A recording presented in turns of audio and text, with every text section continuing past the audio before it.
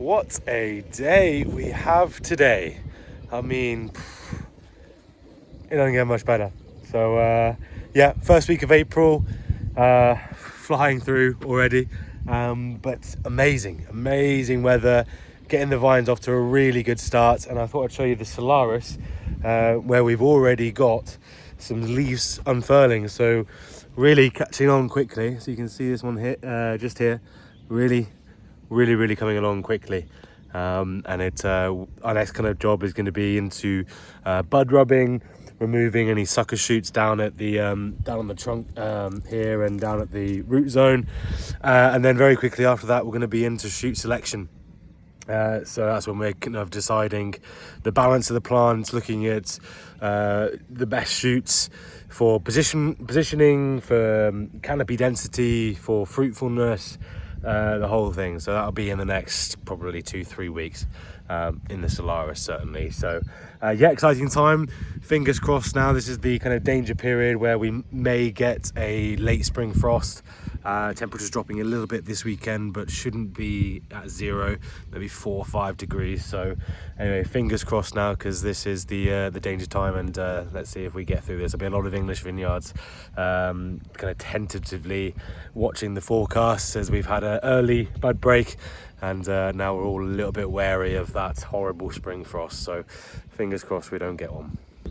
So unfortunately this week has been a little bit of a reminder that we are very much at the mercy of Mother Nature in the vineyard industry and farming, and although we try and have control over things, ultimately we don't. So during the bud burst and as the new shoots are just coming through, the most vulnerable time for us is this sort of false spring that we often get here in the UK, around about April and just leading into May. And we're susceptible to frosts pretty much everywhere across the UK, even a site like this where we're quite coastal, and we don't often see that many frosts, but unfortunately it has reared its ugly head this year. We've had a bit of an unseasonable low. And it doesn't take much. It really doesn't take much. So the other day we were down to -1 here for literally an hour and a half, and unfortunately that is all it takes. So you can see here this kind of burning and grey all across the shoots, and a lot of the buds. This is in our Bacchus plot down the bottom end, where it's just most prone to that kind of frost, where it's all the kind of cold air runs down and pools down in this area. And unfortunately there was just not a lot we could do about it. There's a huge amount of money to try and defend yourself against spring frosts, and although we did what we could, it wasn't enough. And yeah, we have suffered a loss in the crop, the exact extent to which we're still kind of working out, but I'm hoping it's not as bad as what we initially feared it is. It seems to be mostly concentrated in the bottom ends of our Bacchus plot and our Pinot Noir plot. So what we're kind of hoping now is we don't get hit with another one. There was a risk of later on this week, but I think that's passing now. But what will happen is hopefully the vine will now start to push secondary shoots and secondary buds. So each single bud, it has up to the kind of 3 buds that it will push through. So hopefully it will start pushing those secondary buds now, which are often less fruitful, and they'll have a thinner crop on them, but hopefully a crop nonetheless. And if we have a good summer, we might be able to get those up to the sugar levels that we require, but we will see. So just a little bit of a reminder of the kind of harsh realities of farming and English winemaking, really. But we soldier on, and we'll see what we can do, and hopefully we have a good rest of the spring and a great summer. Fingers crossed.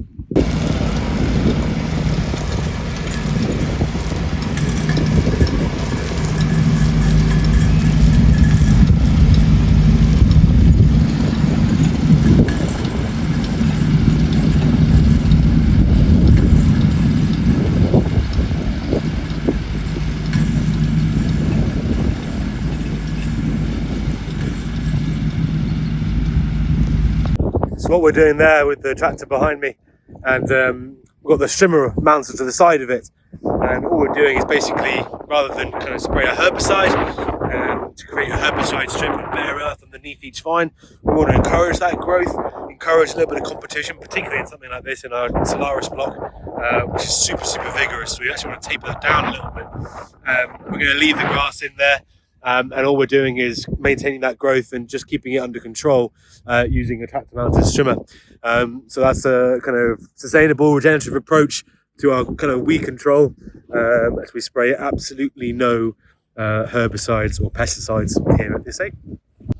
So from the challenges and hardships that you can say that we're kind of facing in the Bacchus and the Pinot Noir, thankfully in other blocks things are coming along really well. So we're just coming up onto May now, and typical of the Chardonnay here behind me, it's starting to shoot really quite nicely. It's racing along well, probably the furthest ahead maybe with our Solaris, but yeah, you can see the kind of new shoots all coming out really nicely behind me. You can see behind me there, they're coming out really nice and balanced across the board, so that's good. It means we've done our pruning work correctly and we found the kind of correct balance of the plant. And now what we're going to be waiting to do is we're going to let that come and establish a little bit further. We're clearing away buds along the trunk here with bud rubbing, and clearing away what we call those kind of sucker shoots. And as this continues to grow and establishes a little bit more, we'll come along and we'll clear away the kind of crown zone here and just retain the shoots that we have decided that we want to carry the crop for that season, with the best positions, the best sap flow, and the kind of best energy going into them to produce the best, healthiest crop that we can. So that's the behind kind of pruning, one of the biggest jobs in the vineyard, where we will come along with each individual plant and we'll selectively decide what we want to keep, what we need to lose, in order to kind of create the best balanced plant that we can. So that's probably another couple of weeks away yet. So I want to let these grow and establish a little bit more. And nutrition wise, we're going to be doing the next cover crop fairly soon. We're also looking at compost and stuff like that, just to get the nutritional feed right into the soil, because we don't want to overload it. So we have stressed them a little bit. We've not given them everything straight away, and that's why they're kind of pushing through as they are. If we gave them everything that they wanted into the soil and as a foliar spray, they would just blast through too fast, too quickly, and they wouldn't be balanced. So that's what we're trying to do, is it's all about timing and trying to get that timing and balance right. So we're showing a little bit of restraint, a little bit of patience. The next couple of weeks, then we'll start to come through here and do a bit of shoot selection, which is good. One of my favorite jobs. I love kind of influencing each individual plant and trying to create the best possible outcome for that year and for the kind of next couple of years. So yeah, stay tuned for that. Another little thing that I thought I'd mention on video and show you, something that we're trialing for this year, and something that truthfully I didn't know a lot about until recently. So in some of the plants where with pruning, and we haven't been left with very many good options through reasons such as tractor damage, or deer have come along and eaten the shoots, so they haven't grown properly in the positions that we intended them to do, and so we've not been left with many options that we can use as sort of viable spurs for the following year. We want to try and encourage those spurs to come through, or buds to come through, that we can then encourage into spurs in the future. And so sometimes we'll do that with pruning, where we'll leave a little bit of excess growth, and hopefully hope that a bud will come through and in a good position. Or like on this plant here behind me, I don't know if you can see here. So we've got these buds here coming through. I'll do that. There you go. So those buds coming through, which are in a decent low position, that will hopefully generate a spur for us come winter when we come to prune this. But often when we're left with not that many options on either side of the plant.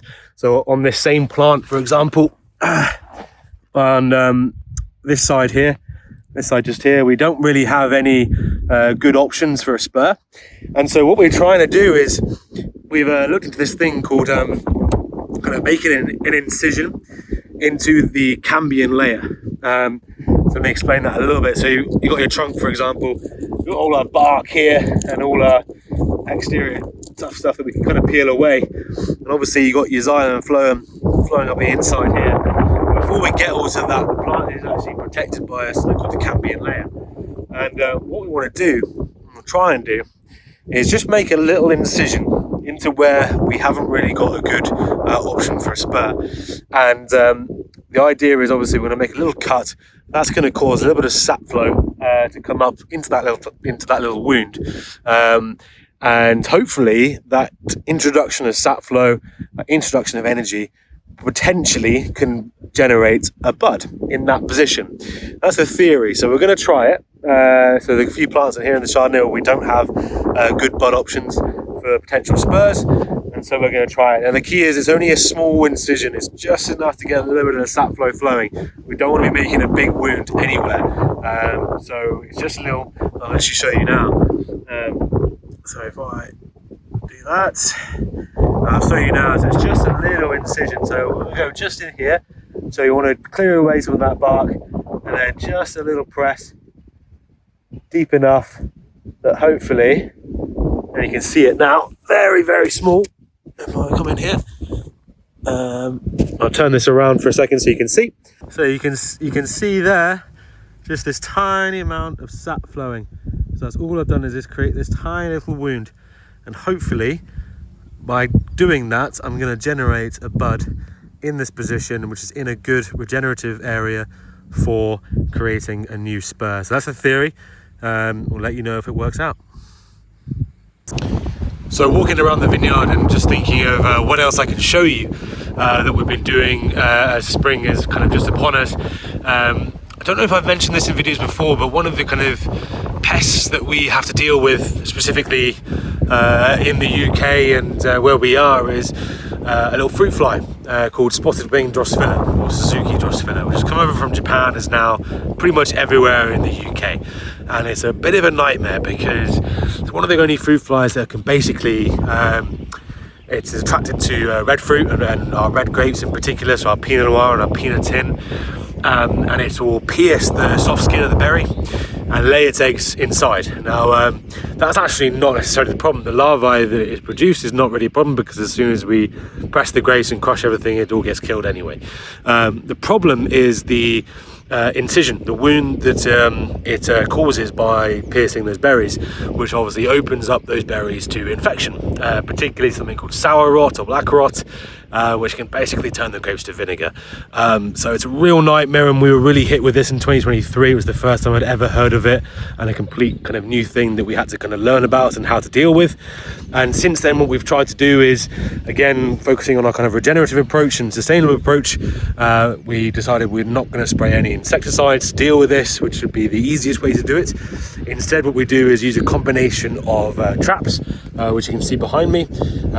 So these things basically, the fly will, we use a liquid in there, a liquid attractant, which is red in colour, almost like apple cider vinegary smell. It's got a very potent smell to it, which lures them in. And at night, they also have little lights on them, which attract them in, and we'll trap them that way. And the second way we do it is by actually, again, it's a bit of a kind of science experimentation, if you like. It's not proven, really. The data is not sufficient out there, but we've tried it.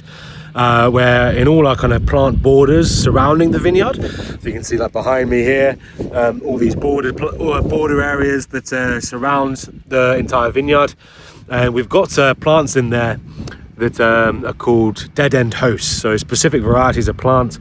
One that we have that is actually grows freely here, which is we classify it as a weed almost, is it's called Lords and Ladies, and when that flowers, it produces a kind of red berry in colour, which attracts the fruit flies and encourages them basically out of the vine plot and into these borders where they'll lay their eggs, hopefully on these plants. And then there's compounds within these plants that basically render those eggs infertile, so they never hatch, and so thus the population is controlled. And I think definitely we're finding a bit of success using a combination of trapping and that. Certainly the weather also impacts it, so if you have a very humid, overcast year, that's where they're going to thrive. Also, obviously, your canopy management, so really opening up that canopy makes it a lot less friendly. They prefer kind of dark, more humid environments, so we're trying to open things up and help. But yeah, that's just another kind of approach that we're using in our regenerative scheme to kind of try and deal with these pests that we have.